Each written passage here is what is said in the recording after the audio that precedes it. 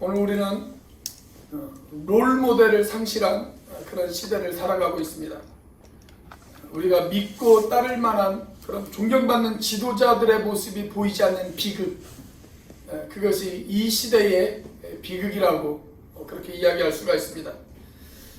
그런 우리들을 향해서 감히 여러분 나를 본받으십시오, 이렇게 이야기한 사람이 있습니다.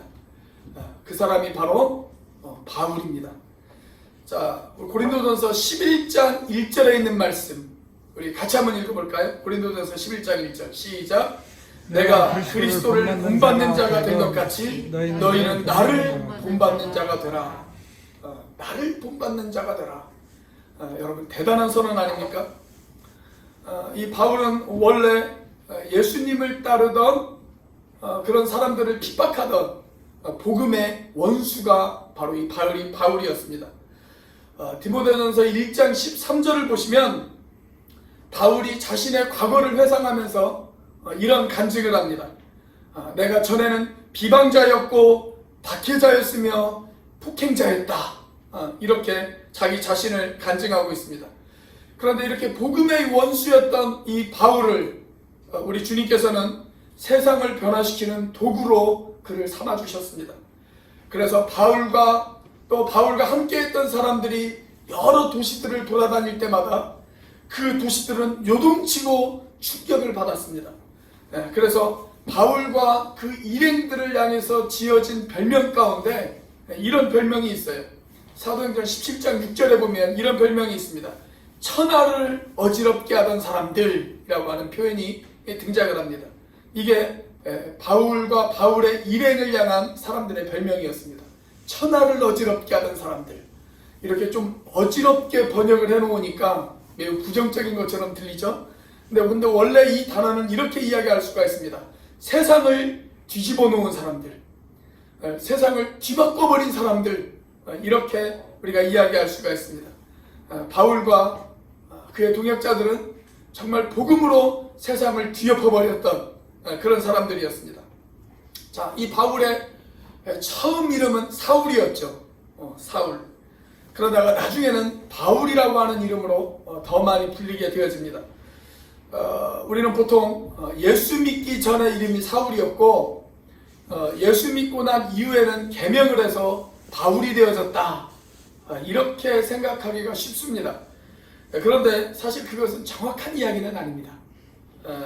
사울이라고 하는 이름은 원래 히브리식 이름이에요. 유대식 이름이 사울이고 똑같은 이름을 로마식으로 표현할 때 바울이라고 그렇게 표현을 합니다. 그러니까 안디옥 교회에서 처음 그를 선교사로 파송할 때까지만 하더라도 여전히 유대식 이름을 썼어요.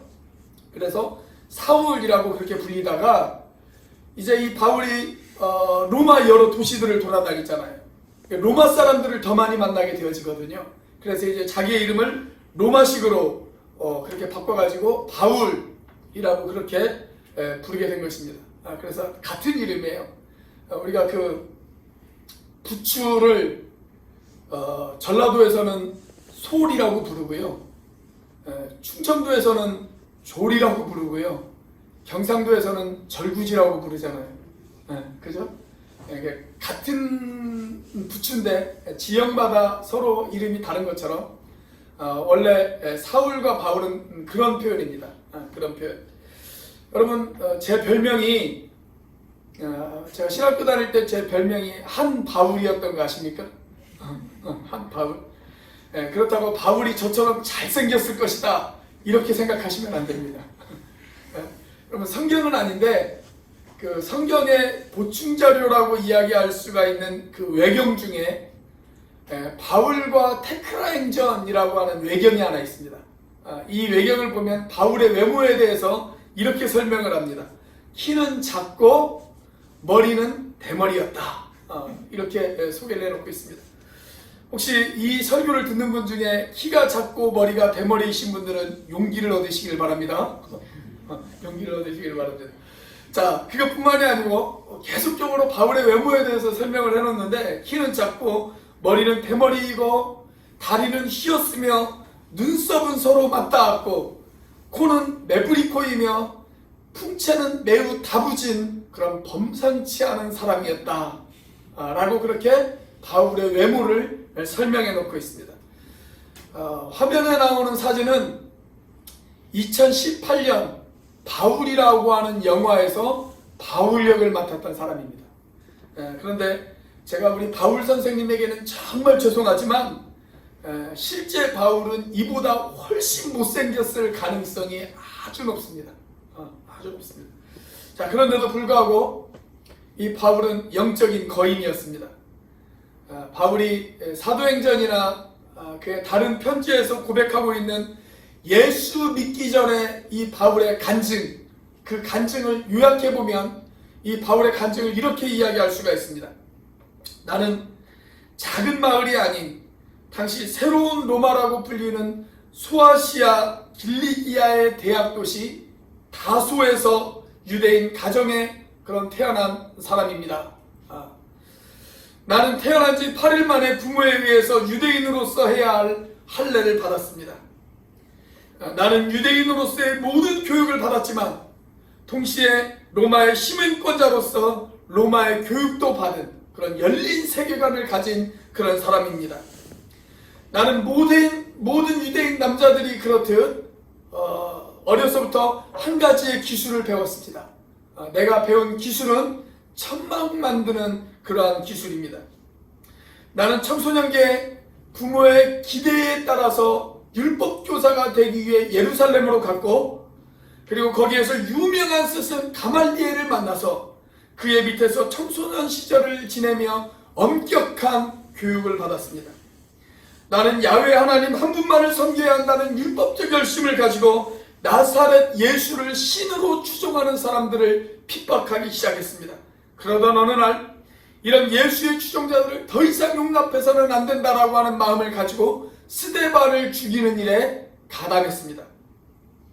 그리고 더 많은 추종자를 체포하기 위해서 다메섹으로 가는 도중에 태양보다 더 밝은 빛으로 나에게 다가오신 그 예수님을 만나게 되었습니다.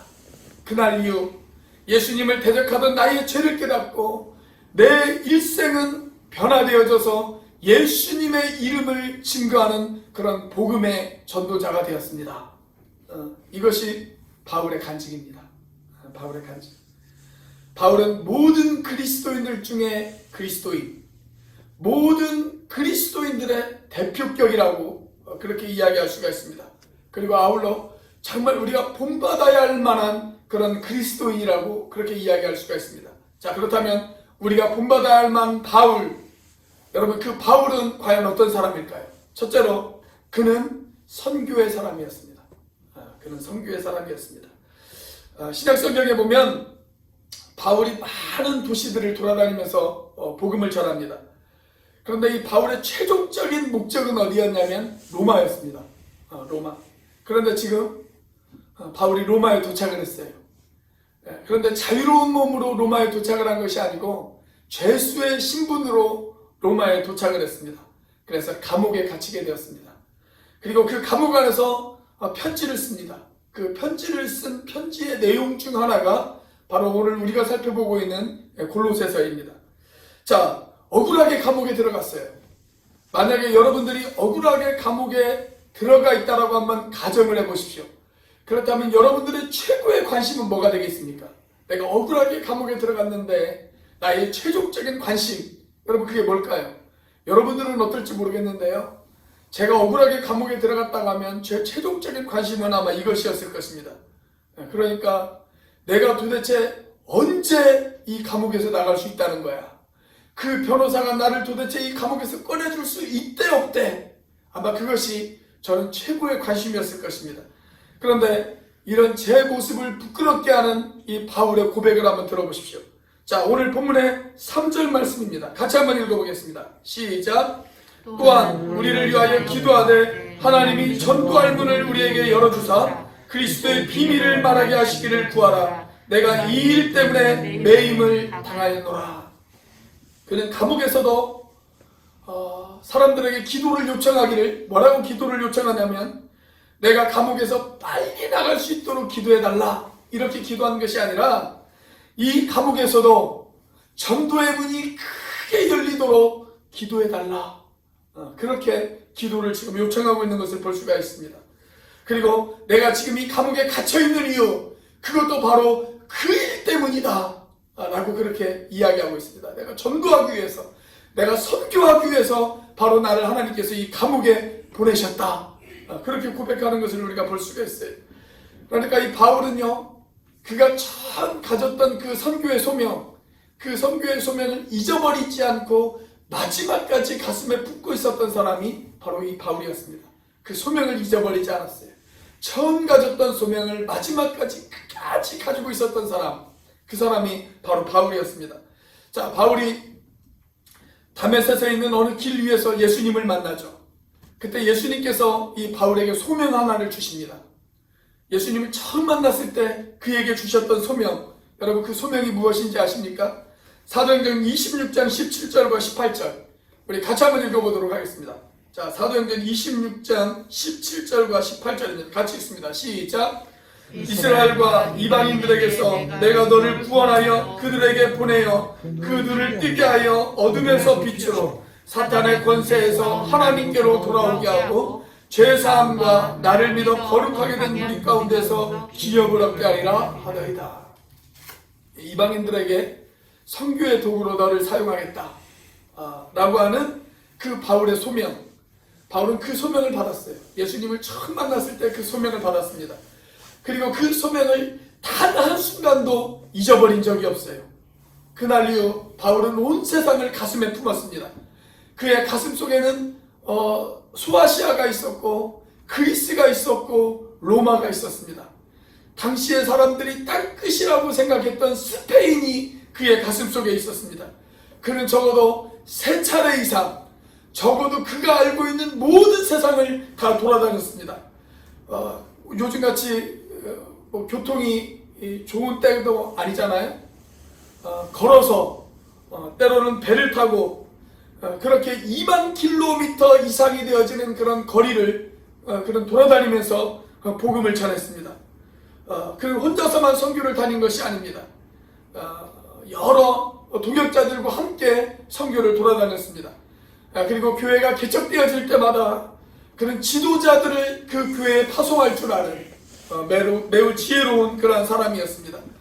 그리고 개척되어진 그 교회의 성도들을 양육하기 위해서 그는 편지를 씁니다. 신약성경 27권 중에 적어도 13권 이상이 바울이 쓴 편지입니다. 자, 바울이 예수님을 처음 만난 것은 AD 33년, 그의 나이 30세가 조금 넘었을 때 아마 그때 예수님을 만났을 것으로 그렇게 추정이 되어집니다. 자, 그가 3번 이상 자기가 알고 있는 모든 세상을 다 돌아다니면서 복음을 전하고 난 뒤 AD 66년이나 혹 67년경 그의 나이 60대 중반쯤 되어졌을 때 그는 선교회 재단에 자신의 피를 순교의 제물로 그렇게 드리게 되어집니다. 그 바울이 오늘 저와 여러분들에게 이렇게 이야기를 합니다. 여러분, 저를 본받으십시오. 여러분, 저를 본받으십시오. 여러분 오해하지 마세요. 여러분들도 선교하다가 다 순교당해라, 그런 이야기가 아닙니다. 우리가 바울에게 본받아야 될 것이 있다면 그것이 무엇일까요? 그것은 바울처럼 우리도 선교의 일을 해야 합니다. 선교의 일을 해야 합니다. 우리는 선교 그러면 꼭 외국에 나가서 복음을 전하는 것만이 선교다, 그렇게 생각하기가 쉽습니다. 아니에요. 여러분, 선교는 크게 3가지 영역이 있습니다. 교육과 전도와 구제, 이 모든 것이 다 선교의 영역입니다. 교육과 전도와 구제. 예수님께서 이 땅에서 사역을 하실 때 예수님께서 하셨던 사역을 우리가 3가지로 요약한다면 바로 그 3가지로 요약할 수가 있습니다. 예수님께서는 이 땅에서 가르치셨고 전파하셨고 고치셨습니다. 즉 그분은 교육하셨고 전도하셨고 구제하셨습니다. 이 3가지를 더 세부적으로 나눈다면 이렇게 나눌 수가 있습니다. 이게 어느 교재의 선교에 관한 그런 목록들입니다. 선교의 목록들 잘 보이십니까? 엄청나게 많습니다. 이 외에도 더 많은 것들이 있습니다. 여러분, 이 모든 일이 다 선교예요. 그리고 주님은 우리에게 바로 이 일을 하라고 하셨어요. 그 일을 하라고 하셨습니다. 저희 교회는 이번 주에 몇 가지 일들을 좀 진행하려고 합니다. 일단 제주 지역의 미혼모 가정 중에 한 가정을 추천받아서 그 일을 돕는 일을 하려고 합니다. 제가 계속 애서원 측하고 통화를 했고요.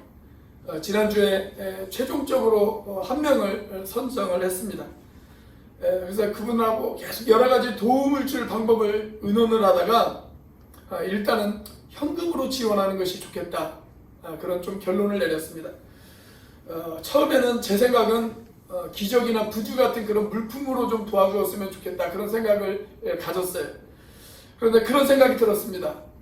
일단은 누군가를 도와줄 때 도움을 주는 사람의 편의가 아니라 도움을 받는 사람의 입장에서 생각해보고 그 사람 입장에서 편한 대로 도움을 주는 것도 나쁘지 않겠다, 그런 생각이 좀 들었습니다. 그래서 일단은 좀 현금으로 그분들에게 지원하려고 합니다. 그리고 또 그것뿐만이 아니라 우리 지체들 가운데 어려운 가운데 있는 두 가정을 좀 도우려고 합니다. 우리가 멀리 있는 사람들을 돕는 대신에 가까이 있는 사람들을 소홀히 한다면 그것도 앞뒤가 맞지 않는 그런 말이 되어지기 때문에 우리 지체들 가운데 아까도 여러분들께서 기도해 주셨던 것처럼 정말 힘들고 어려운 두 가정을 우리가 좀 도우려고 합니다. 저는 이런 일들도 주님께서 우리에게 주신 선교의 일이라고 생각되어집니다. 이렇게 구제하고 다른 사람들을 돌아보고 또 우리 가운데 있는 힘들고 어려운 사람들을 챙기는 것, 여러분, 그것도 주님이 우리에게 주신 선교의 마음입니다. 혹 어떤 분들은 이렇게 생각하시는 분들이 계실지 모르겠습니다. 지금 코로나 때문에 교회 재정도 어려운데 우리가 꼭 그런 일까지 해야 됩니까? 라고 이야기하시는 분들이 혹 계실지 모르겠습니다. 그러나 여러분, 이제 곧 성탄이 다가옵니다. 2000년 전 예수님께서 이 땅에 오신 이유, 바로 그 일을 하시기 위해 오셨습니다.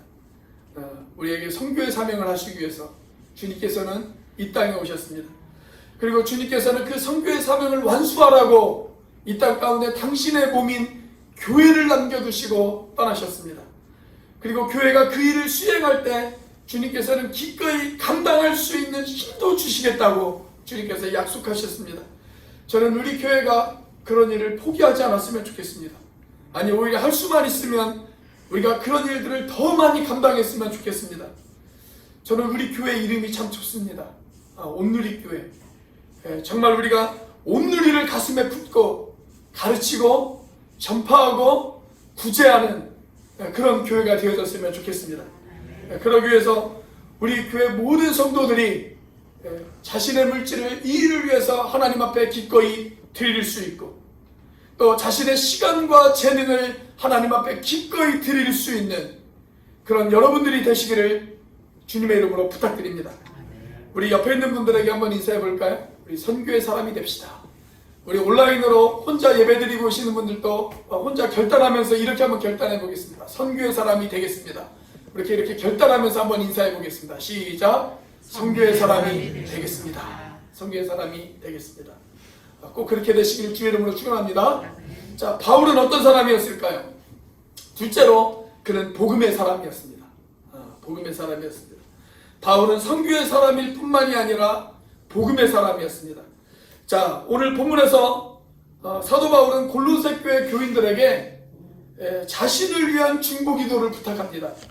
그러면서 아주 구체적인 기도의 제목을 이렇게 이야기하고 있습니다. 4절 말씀입니다. 자, 4절 말씀 같이 한번 읽어보겠습니다. 시작. 그리하면 내가 마땅히 할 말로써 이 비밀을 나타내리라. 자, 그는 감옥 안에서도 그리스도의 비밀을 말하게 해달라 라고 그렇게 기도를 요청했어요. 그 비밀이 뭘까요? 그 비밀의 정체가 뭘까요? 여러분, 원래 비밀이라는 것은요, 이건 비밀이야, 절대 아무에게도 말하면 안 돼, 그렇게 이야기하면서 다 이야기해버리는 것이 비밀입니다. 원래 그게 비밀이에요. 자, 가장 소중한 비밀, 그래서 비밀이라고 할 수밖에 없는 그 메시지, 그 비밀이 뭘까요? 우리가 이미 골로새서 1장에서 그 비밀의 정체를 우리가 한번 살펴본 적이 있어요. 자, 골로새서 1장 27절 같이 한번 읽어볼까요? 시작. 하나님이 그들로 하여금 이 비밀의 영광이 이방인 가운데 얼마나 풍성한지를 알게 하려 하심이라. 이 비밀은 너희 안에 계신 그리스도시니 곧 영광의 소망이니라. 자, 비밀이 누구예요? 그리스도가 비밀이에요. 그리스도가 비밀입니다. 오늘 이 세상에는 성교를 빙자하면서 자기의 이익을 추구하는 사람들도 적지 않게 있습니다. 그리고 선교를 말하면서 그리스도가 아닌 자신의 철학, 자신의 사상, 자신의 이데올로기를 전파하는 사람들도 꽤 있습니다. 그런데 바울은 처음부터 끝까지 오직 예수 그리스도의 복음이었습니다. 예수 그리스도의 복음. 여러분, 바울이 갈라디아 교회 교인들에게 바울이 준 경고가 하나 있어요. 그 경고가 뭔지 아십니까?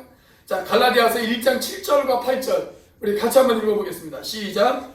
다른 복음은 없나니 다만 어떤 사람들이 너희를 교란하여 그리스도의 복음을 변하게 하려 함이라. 그러나 우리나 혹은 하늘로부터 온 천사라도 우리가 너희에게 전한 복음 외에 다른 복음을 전하면 저주를 받을지어다. 자, 한마디로 말하면 뭐예요? 다른 복음은 없다는 거예요. 다른 복음은 없다. 복음은 하나밖에 없습니다.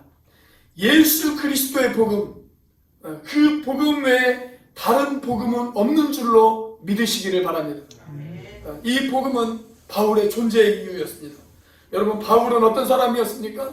바울의 처음도 복음이었습니다. 그리고 바울의 마지막도 복음이었습니다. 바울의 삶에 있어서 복음은 알파였고 오메가였습니다. 바울은 복음 때문에 살았고 복음 때문에 죽었습니다. 자, 그렇다면 우리가 이 바울에게 본받아야 할 것이 있다면 그것이 무엇일까요? 그것은 우리도 복음의 사람이 되어야 한다는 것입니다. 복음의 사람이 되어야 한다. 바울에게 복음이 전부였다면 여러분, 저와 여러분들에게도 복음이 전부여야 할 줄로 믿습니다. 여러분, 나를 본받으십시오. 바울이 이야기합니다. 복음을 붙들고 복음 때문에 살았던 이 바울의 삶, 여러분, 그 삶이 저와 여러분들의 삶이 되어야 될 줄로 믿습니다. 여러분은 복음 때문에 살고 계십니까? 여러분이 복음을 전할 준비가 되어 있으십니까? 여러분의 옆구리를 쿡 찌르면 여러분들의 입에서는 복음이 튀어나오고 있을 정도로 준비되어 있으십니까? 바울은 그렇게 살았다는 거예요. 그렇게 살았어요. 여러분, 저와 여러분들이 그렇게 살 수 있기를 주님의 이름으로 부탁드립니다. 저는 우리 교회가 복음적 교회가 되어지기를 소망합니다. 그리고 복음이 가장 존귀한 우리의 재산이 되어지기를 소망합니다. 그리고 이 복음이 계속해서 우리 교회를 붙잡고 움직일 수 있게 되어지기를 주님의 이름으로 부탁드립니다. 우리 옆에 있는 분들에게 이렇게 한번 인사해 보겠습니다. 복음의 사람이 됩시다. 우리 온라인으로 혼자 예배드리고 있는 분들도 스스로 이렇게 한번 결단해 보십시오. 복음의 사람이 되겠습니다. 우리 이렇게 한번 인사해 보겠습니다. 시작. 복음의 사람이 되겠습니다. 복음의 사람이 됩시다. 꼭 그렇게 되시기를 주님의 이름으로 축복드립니다. 자, 바울은 어떤 사람이었을까요? 세 번째로 그는 기도의 사람이었습니다. 바울은 선교의 사람이었고 복음의 사람이었고 아울러 그는 기도의 사람이었습니다. 자, 오늘 본문에서 바울은 선교를 이야기합니다. 바울은 복음을 이야기합니다.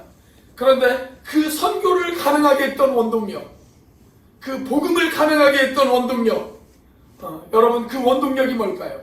그 원동력이 바로 기도였습니다. 기도가 선교도 가능하게 했습니다. 기도가 복음도 가능하게 했습니다. 여러분, 이 바울은 기도의 사람이었습니다. 오늘 본문이 시작되어지는 2절 말씀입니다. 우리 같이 한번 2절 말씀을 읽어보겠습니다. 시작. 기도를 계속하고 기도에 감사함으로 깨어있으라. 자, 기도를 계속하고 기도를 계속함으로 인해서 깨어있으라. 그렇게 이야기합니다. 깨어있으라. 여러분, 기도는 우리를 재우는 시간이 아니에요. 기도하는 시간은 우리를 깨우는 시간입니다. 기도할 때 우리의 영혼은 깨어납니다. 여러분, 반대로 우리가 기도를 멈추면 우리의 영혼은 잠들어 버립니다. 그리고 우리 영혼이 잠들어 있으면 우리는 아무것도 할 수 없는 그런 사람이 되어집니다. 여러분, 주님의 말씀 기억하십니까? 자, 요한복음 15장 5절 말씀에서 주님은 우리에게 이렇게 이야기를 하셨습니다. 나는 포도나무요 너희는 가지라. 그가 내 안에 내가 그 안에 거하면 사람이 열매를 많이 맺나니 나를 떠나서는 너희가 아무것도 할 수 없음이라. 그렇게 이야기합니다. 나를 떠나서는 너희가 아무것도 할 수 없다고. 주님께서 우리에게 그렇게 말씀하시지 않습니까? 정말 그렇습니까? 저는 예수님 없이도 얼마든지 잘 살아갈 수가 있는데요. 저는 예수님 없어도 제 사업이 잘 되고 예수님 없어도 제 모든 인생이 잘 풀리는데요. 여러분 정말 그럴까요? 여러분, 주님 없이 하는 그 일은 주님과 상관이 없는 일이에요. 주님이 기뻐하실 수 없는 일이에요. 주님이 인정하실 수 없는 그 일이에요. 만약 우리가 주님을 잃어버린다면 그 순간 우리는 주님과의 관계가 끊어지는 것입니다. 우리가 주님에게 기도하지 않는다면 더 이상 주님과 우리는 아무 상관이 없는 그런 사람이 되어지는 겁니다. 여러분, 기도는 나와 주님을 연결시켜 주는 것입니다. 자매들이 임신을 하면 탯줄로 산모와 아이들이 연결되어져 있죠. 그 탯줄을 통해서 뱃속의 아이들은 산소를 공급받아요. 그리고 영양분을 공급받아요. 그리고 엄마의 사랑을 느끼게 되어집니다. 여러분, 기도는 바로 그 탯줄과도 같습니다. 그래서 기도가 끊어지면 우리의 모든 것이 끊어집니다. 저와 여러분이 그리스도인이 되어졌다면 가장 먼저 배워야 할 것, 여러분, 그것은 바로 기도입니다. 기도를 먼저 배우셔야 합니다. 기도로 살아가는 법을 배워야 됩니다. 기도로 이 힘들고 어려운 때를 버티고 이길 수 있는 법을 배워야 됩니다. 우리가 처음에 신앙생활을 하다 보면 어떤 분들이 막 신앙이 불같이 일어날 때가 있어요. 막 뜨거워요. 그런데 금방 식어버려요. 금방 식어버리고 한순간에 그의 모든 신앙이 꼬꾸라져 버리는 그런 일들을 주변에서 보게 되었습니다. 왜 그런지 아십니까? 기도를 잃어버렸기 때문에 그렇습니다. 여러분, 기도가 없으면 버틸 수 없어요. 힘들고 어려운 일들이 찾아왔을 때 기도가 없으면 이겨낼 수가 없습니다. 기도는 우리를 버티게 합니다. 기도는 우리를 견디게 합니다. 기도는 우리로 하여금 넉넉히 참고 이기게 만듭니다. 기도로 선교하는 법도 배우셔야 합니다. 여러분, 선교는 돈으로 하는 거 아니에요. 선교는 기도로 하는 것입니다.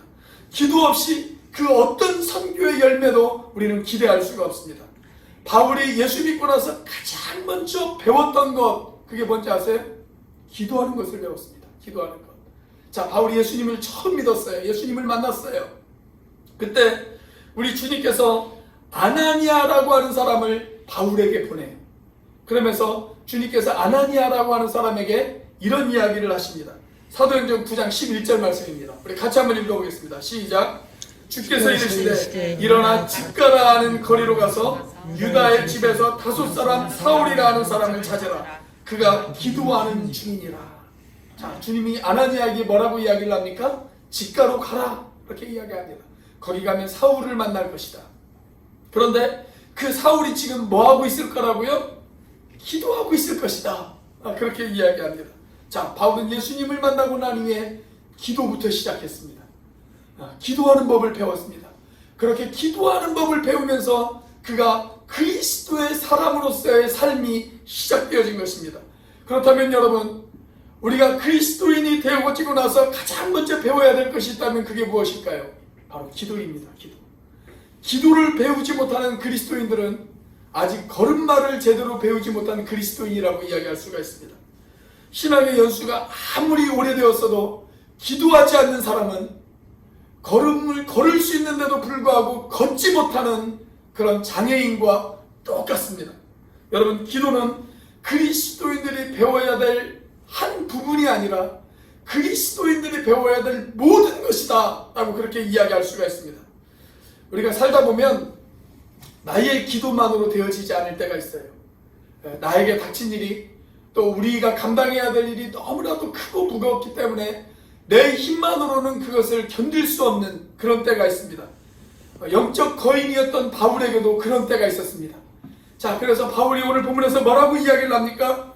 또한 우리를 위하여 기도해달라, 그렇게 이야기합니다. 또한 우리를 위하여 기도해달라. 그렇습니다. 여러분, 교회는 기도하는 공동체입니다. 함께 기도하고 함께 일어서서 함께 사역하는 공동체가 바로 교회입니다. 저는 우리 교회 안에 이 기도의 불꽃이 일어났으면 좋겠습니다. 중보기도의 불꽃이 활활 타올랐으면 좋겠습니다. 특별히 우리 교회 식구들, 여러분들의 목장 식구들을 위해서 중보하며 기도하시기를 바랍니다. 여러분, 우리가 중보기도를 하려면 그 사람의 상황을 알아야 돼요. 그 사람의 처지를 알아야 됩니다. 그리고 그 사람이 지금 어떻게 살아가고 있는지, 어떤 아픔을 겪고 있는지를 우리가 알아야 그 사람을 위해서 기도할 수 있지 않겠습니까? 그 사람에 대한 관심이 있어야 되고 사랑이 있어야 중보기도를 할 수가 있어요. 그래서 중보기도는 사랑이다 라고 그렇게 이야기할 수가 있습니다. 여러분, 내가 내 가족을 위해서도 기도하지 않는다면, 내가 내 목장 식구들을 위해서도 기도하지 않는다면, 내가 우리 교회 교인들을 위해서도 기도하지 않는다면, 여러분, 우리가 어떻게 이 영적 전쟁을 치를 수가 있겠습니까? 여러분 한 사람 한 사람이 바로 기도의 사람이 되어질 수 있기를 주님의 이름으로 축복합니다. 로버트 머린 맥체인이라고 하는 사람이 있어요. 이 사람이 이런 이야기를 했습니다. 하나님 앞에 홀로 무릎을 꿇고 있을 때가 그 사람의 참모습이며 그 이상은 없다, 그렇게 이야기했습니다. 여러분, 하나님 앞에 홀로 무릎을 꿇고 있는 그때가 그리스도인으로서의 나의 참모습입니다. 나의 참모습. 그때가 없으면 여러분, 그 사람은 하나님의 사람이 아닙니다. 내가 하나님 앞에 무릎을 꿇고 있는 그 시간이 없으면 그 사람은 하나님의 사람이라고 이야기할 수가 없어요. 우리가 기도하지 않는다면 여러분, 우리는 우리 자신을 속이고 있는 것입니다.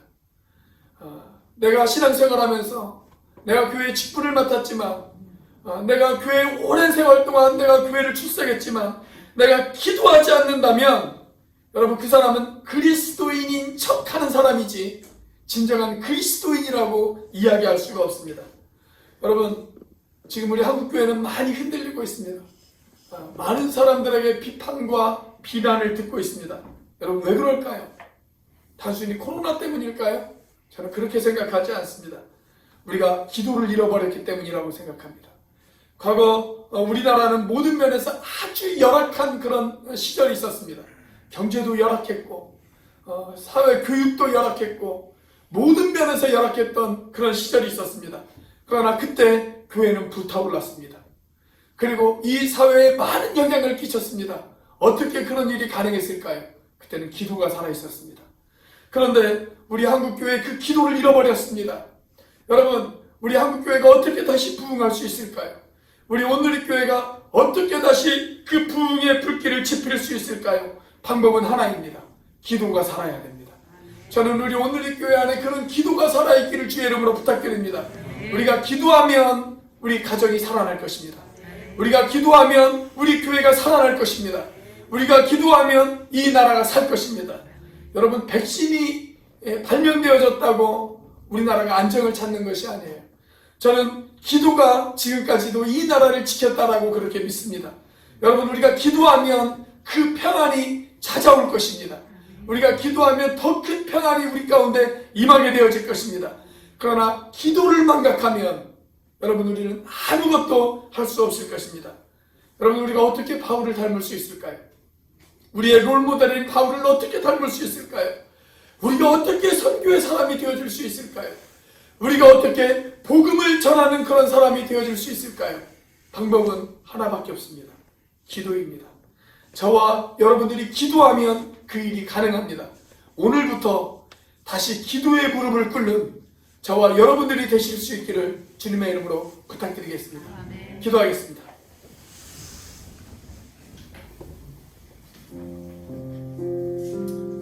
우리 시간 같이 한번 기도하기를 원합니다. 사도 바울은 우리에게 이렇게 이야기합니다. 여러분, 나를 본받는 사람이 되십시오. 여러분, 우리가 어떻게 예수님을 본받을 수 있을까요? 우리가 어떻게 바울을 본받을 수 있을까요? 여러분, 그것은 기도하는 것밖에 없습니다. 우리 안에 있는 선교의 열정, 우리 안에 있는 복음의 열정을 회복하기 위해서는 기도하는 것밖에 없습니다. 기도로 나아가는 것밖에 없습니다. 하나님, 제가 바울을 닮고 싶습니다. 하나님 바울처럼 열정의 사람이 되어지고 싶습니다. 선교의 열정, 복음에 대한 열정이 하나님 우리 안에 일어나기를 원합니다. 하나님 그러기 위하여 우리가 기도의 사람이 되어지게 해달라고 우리 시간 하나님 앞에 함께 기도하며 나아가는 우리들이 되어지기를 원합니다. 우리 침묵으로 우리 같이 하나님 앞에 기도하도록 하겠습니다. 같이 한번 기도합니다. 하늘의 살아계신 역사하시는 하나님 아버지 감사합니다. 아버지 하나님 이 시간 아버지 하나님의 주님께서 함께 하시고 하나님 인도하여 주시옵소서. 아버지 하나님 우리가 아버지 하나님의 기도의 사람이 되어지기를 원합니다. 아버지 하나님 우리가 선교의 사람이 되어지기를 원합니다. 하나님 우리가 복음의 사람이 되어지기를 원합니다. 하나님 우리가 기도의 사람이 되어지기를 원합니다. 하나님 그런 아버지 하나님의 바울의 모습을 본받기를 원합니다. 하나님 그런 예수님을 본받아가기를 원합니다. 아버지 하나님의 그러기 위하여 아버지 하나님 우리가 기도로 하나님 앞에 나아가는 우리가 되어줄 수 있도록 인도하여 주옵소서. 내 힘으로 할 수 없습니다. 내 눈으로 할 수 없습니다. 하나님 온전히 주님께서 우리를 도우셔야 합니다. 아버지 하나님의 주님 도와주시옵소서.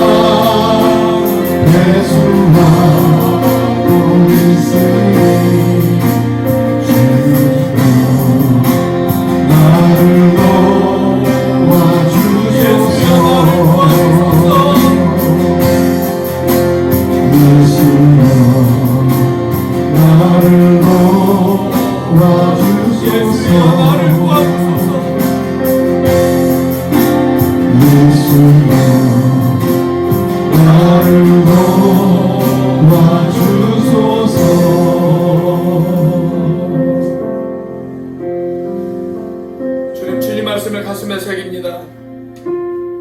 모든 그리스도인들의 표상이 되는 사람, 모든 그리스도인들의 대표가 되어지는 사람, 하나님 그 바울을 닮아가고 싶습니다. 하나님 바울이 가졌던 선교에 대한 열정 우리에게 주시옵소서. 바울이 가지고 있었던 복음에 대한 열정 하나님 우리에게 주시옵소서. 그 복음에 대한 한결같은 마음 하나님 우리에게 주시옵소서. 아버지 하나님, 그리고 그 모든 것을 이루기 위해 하나님 우리가 기도의 사람이 되어질 수 있도록 인도하여 주시옵소서. 기도 외에는 이런 유가 나타날 수 없다고 말씀하신 아버지 하나님, 주님의 그 말씀을 우리가 되새기게 하여 주시옵소서. 하나님, 우리가 무릎 꿇음으로 말미암아 우리가 선교의 사람이 되어지게 하시고 복음의 사람이 되어지게 하여 주시옵소서.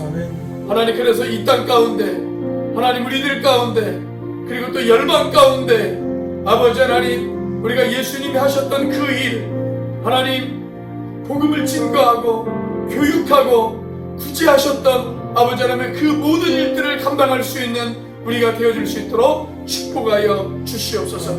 이제는 우리를 위하여 십자가에 달리신 성자 하나님의 은혜와 그 독생자를 죽기까지 내어주신 성부 하나님의 사랑과 지금도 그 사랑을 깨닫게 하시고 충만하게 하시는 성령 하나님의 교통하심이 바울을 닮아 선교와 복음과 기도의 사람이 되기를 소망하는 온누리교회 지체들 머리 위에 지금부터 영원까지 함께 하시기를 간절히 축원하옵나이다.